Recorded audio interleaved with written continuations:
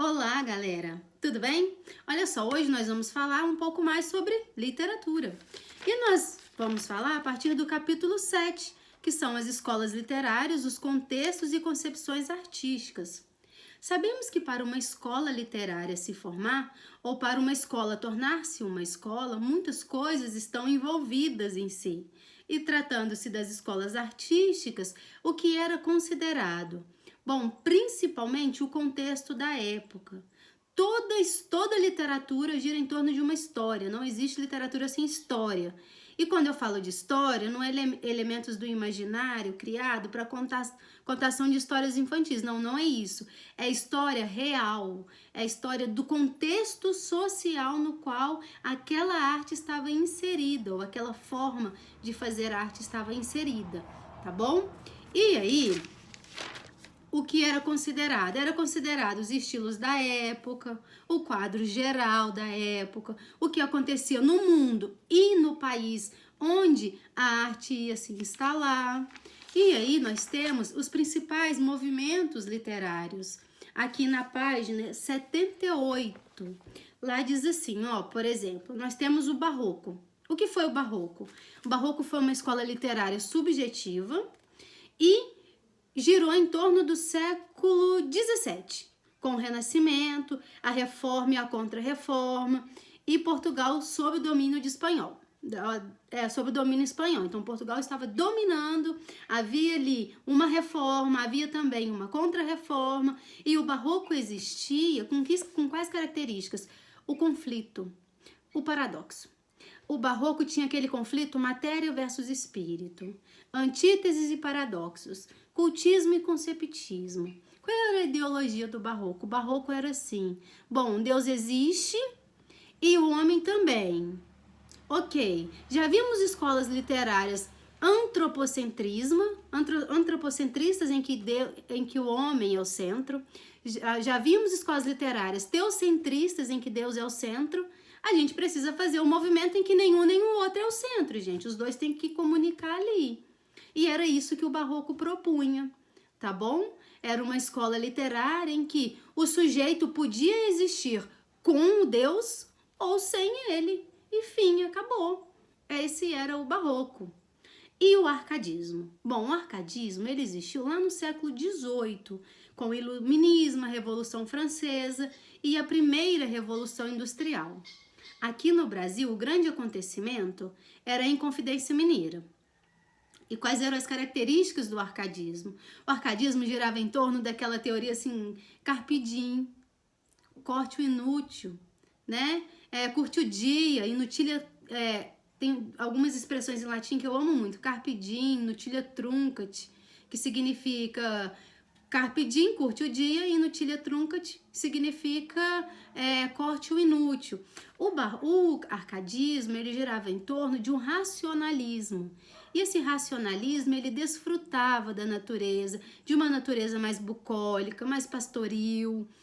Bucólica é aquele do entardecer, sabe? Aquele ar, aquele cenário que traz uma reflexão.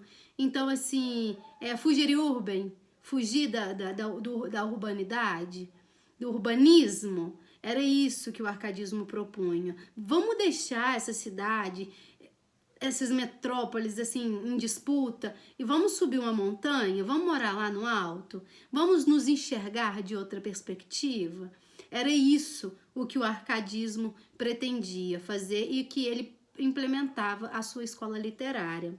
Logo, nós temos o romantismo, lá no século XIX, que ele acontece com a ascensão da burguesia e o nacionalismo. No Brasil, o romantismo chegou com a vinda da família real junto com a independência do Brasil. Então, todos esses acontecimentos contribuíram para que o romantismo acontecesse. E o romantismo girava em torno do quê? Do indianismo, do nacionalismo, do sentimentalismo, da idealização da mulher, da religiosidade, do exotismo, de coisas esotéricas. E ele foi definido em 3 gerações. A indianista, que o índio é posto como herói, né? O índio manda em todas as coisas. Nossa, os índios são muito heróis. Depois, a fase ultra romântica, aquela fase em que a mulher torna-se um objeto de desejo e de esplêndida admiração, a mulher é um ser divino. E aquela parte da liberdade de criação, é quando eles percebem assim que, bom, não dá para ficar amando esse amor platônico sem ser correspondido e a vida termina nisso. Não pode ser simples assim. Então ele vai dar um espaço para começar a criar mais coisas para novas escolas virem surgir depois, tá bom? Claro que a gente vai falar detalhadamente ao longo desse ano ainda sobre cada uma delas. Hoje eu estou só fazendo um aparato geral para vocês. Logo nós temos o realismo, que surgiu também no século XIX. O realismo é uma escola literária muito importante, fundada por Machado de Assis, e tinha como base as teorias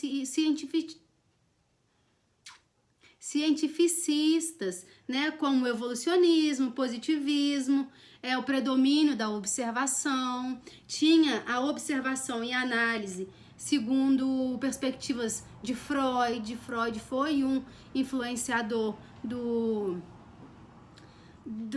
período, né, do contexto no qual estava acontecendo, e tinha na sociedade a questão da segunda revolução industrial. E no Brasil tinha a abolição da escravatura e a proclamação da República. Eram esses os contextos sociais vivenciados na época. E o que o realismo tratava? O realismo tratava da verdade. Ele falava das coisas exatamente como elas são. Bom, chega de romantizar, de idealizar, de acreditar que todo mundo é perfeito. Não, o ser humano é cheio de falhas, vamos analisar essas falhas. Vamos ver a vida como ela é, nua e crua. Esse é um realismo de primeira instância. Logo nós temos um realismo que ele vem misturado de uma outra corrente literária, que é o naturalismo.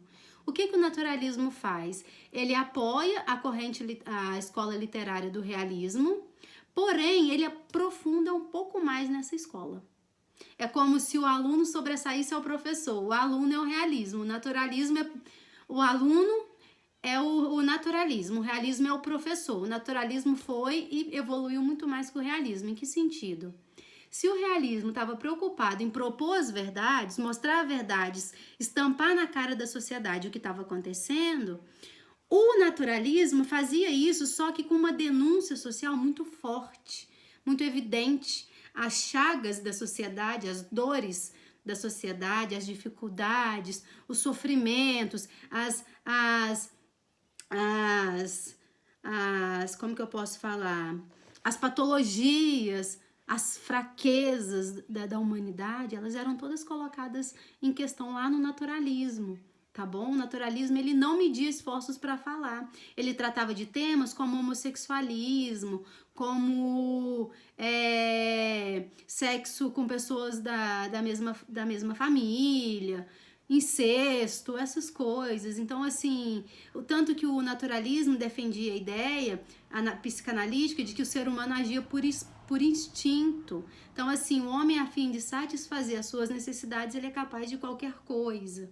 Naturalismo expunha a religião, por exemplo, quando falava da Igreja Católica, quando expunha membros religiosos que abusavam de crianças. Temas que até então nunca tinham sido falados por nenhuma escola ou corrente literária. O naturalismo, quando chega junto com o realismo, ele vai e fala dessas chagas, dessas feridas da sociedade que as pessoas tentam deixar ali debaixo do tapete, tá bom?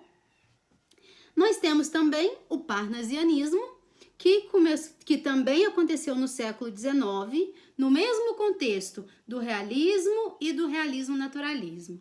O parnasianismo, ele cultua a forma, ele busca o belo. Ai, tem que ser bonito, viva o bonito. O vaso chinês é parnasiano. Então, e o parnasianismo, ele girou em torno de poesias, poemas, né? Era o modelo de escrita mais comum.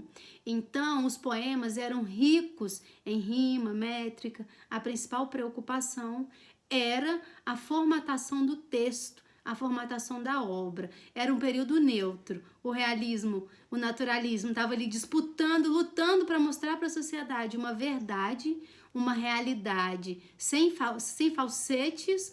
O parnasianismo tava nem aí. Ai, que linda essa bolinha rosa, vou fazer um poema dela. E acabou.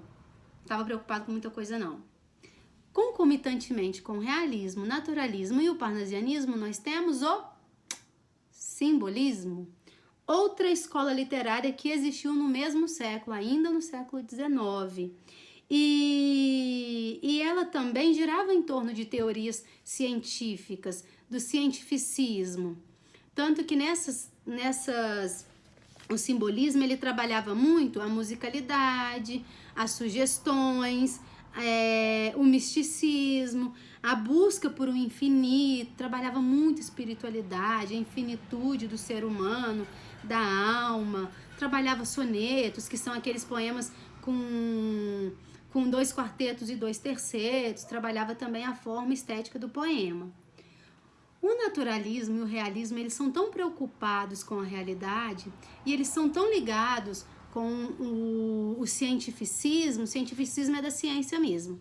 É que assim, se Machado de Assis acredita que a mulher é capaz de, com a mesma beleza, tanto construir a felicidade de um homem quanto de destruir, ele vai fazer uma obra falando sobre isso.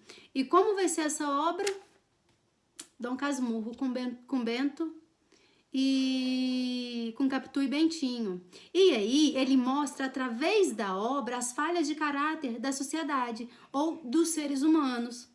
Com base em quê? Em teorias que ele estudou, em teorias da psicologia, da psicanálise e de vários outros cientistas importantes. Tá bom? Então, o naturalismo e o realismo é cientificista nesse sentido.